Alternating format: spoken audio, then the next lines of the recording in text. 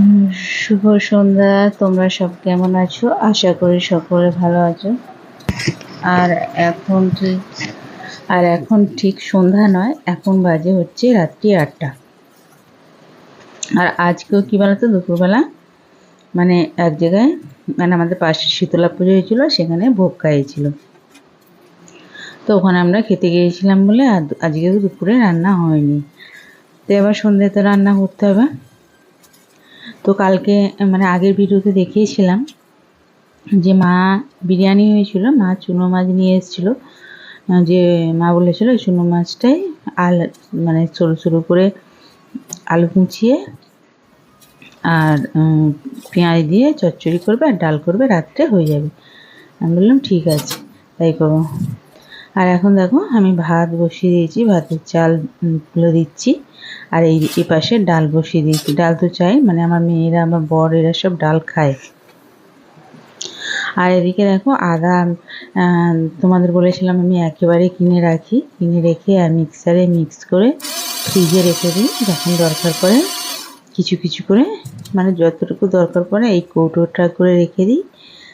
তারপরে দরকার পড়লে নেওয়া হয়। আর কী বলতো, মিক্সারে অল্প যখন আদা রসুন হয় তখন আর কি মিক্সারে হয় না, মানে ঠিক গুঁড়ো হয় না। আর অনেক হলে বেশ মিহি মতো গুঁড়ো হয়ে যায়, সেই জন্য আমি করে রাখি।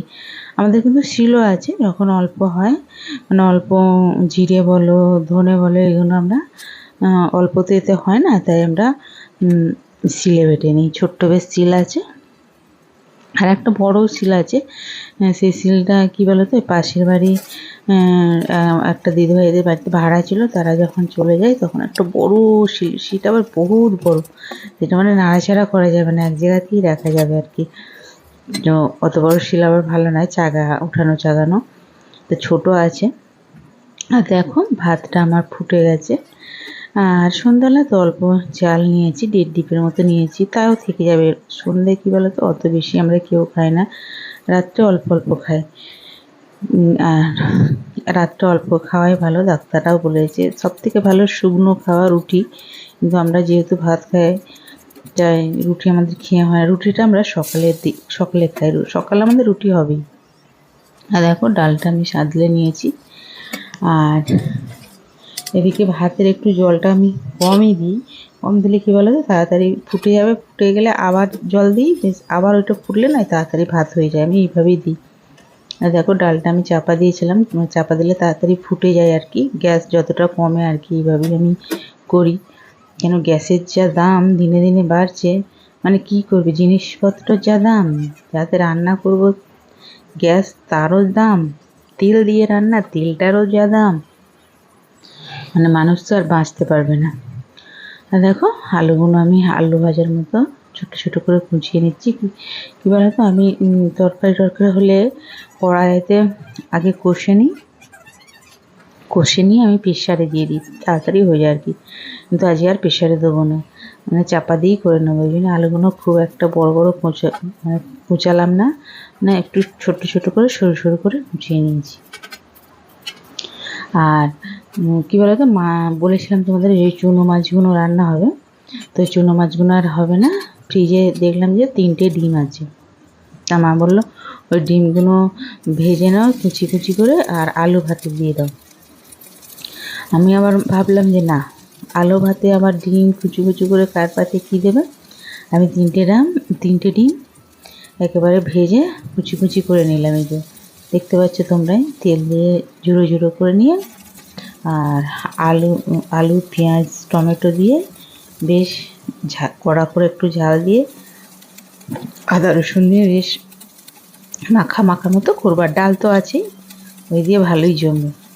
আর কী বলো তো, এটা আমাদের করা হয় না। তখন ছোটোবেলায় দেখতাম আমার মা করতো, তখন আমাদের মানে আমার তো গ্রামে বাড়ি, মা হাঁস মুরগি এসব পুষতো, হাঁসের ডিম পারতো।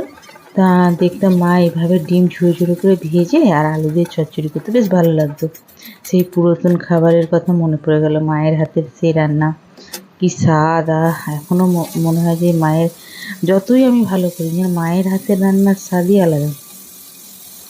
তো দেখো আমি আলুগুলো দিয়ে দিয়েছি, আর আলুগুলো আমি একটু চাপা দিয়ে একটু ভাজা ভাজা করে নেবো, তারপর আমি সব কিছু এতে অ্যাড করবো আর কি।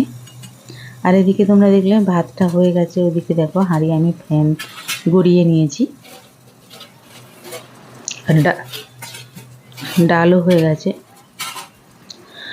আর দেখো চাপা খুলে খুলে আমি একটু করে নেড়ে দেবো এতে, নাহলে আবার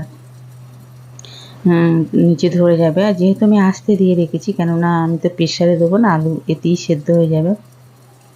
আর আনাজের খোলাগুলো আমি আলু ওখানে কুচিয়েছিলাম, আনাজের খোলাগুলো এই চুবড়ি করে তুলে আমি বাইরে ফেলে দিলাম আর কি। আমাদের রান্নাঘরের পেছনটা না একটা পানা পুকুর আছে, মানে পুকুরই পানাতে ভর্তি হয়ে গেছে। যাও আমাদের আর এটা সুবিধে যে বাইরে ডাস্টবিনের ওখানে আর ফেলতে যেতে হয় না। আর এখানে দেখো আমি এতে এই যে মিক্সারে মিক্স করেছিলাম, ওতে আদা একটু লেগেছিলো, ওতে রসুন দিয়ে দিয়েছিলাম, সব দিয়ে দিলাম, লঙ্কা হলুদ নুন যা দেয় আর কি, টমেটো সব দিয়ে দেখো বেশ লাল লাল বেশ ভালো করে কষে নেবো, মাংসের মতো করে অনেকক্ষণ ধরে আমি বেশ কষেছিলাম। আর তারপর আর ওদিকে দেখো আমি যে আলু যে এত কিনে রেখেছি, আলুর যা দাম বাড়ছে না, সেই জন্য আলুগুলো আর কি কী বলো, আমাদের যখনই কেনে আমাদের বলেছিলাম আলু পেঁয়াজ কিছু নাই থাক, আমাদের ঘরে আলু পেঁয়াজটা থাকবে, কিনে রাখা হয় আর কি। আর একটা কথা, দেখো আমার কষানো হয়ে গেছে, আমি জল ঢেলে দিয়ে এবার চাপা দিয়ে দেবো। আর একটু নুনটা আমি চেখে দেখি, সব তরকারি দিই আমি নুনটা চেখে দেখি। সবাই বলে হয়তো আমি চেখে দেখি না, কেউ বলে খেয়ে দেখতে নেই, তো যাই হোক আমি দেখি কোথায় কম হয়েছে কি বেশি হয়েছে। কম বেশি আমার হয় না, ওটাতে কম হয়, মানে কম হলে তবুও একটু দিয়ে অ্যাড করা যায়, বেশি হলে তো আর তরকারিটা খাওয়াই যাবে না। তো দেখো তারপর আমি চাপা দিয়ে মানে সেদ্ধ করে নিয়েছিলাম, তারপর আমি ডিমটা দিয়ে দিলাম, দিয়ে আবার কিছুটা চাপা দিয়ে একটু ফুটিয়ে নেবো, নিয়ে আমি নামিয়ে নেবো।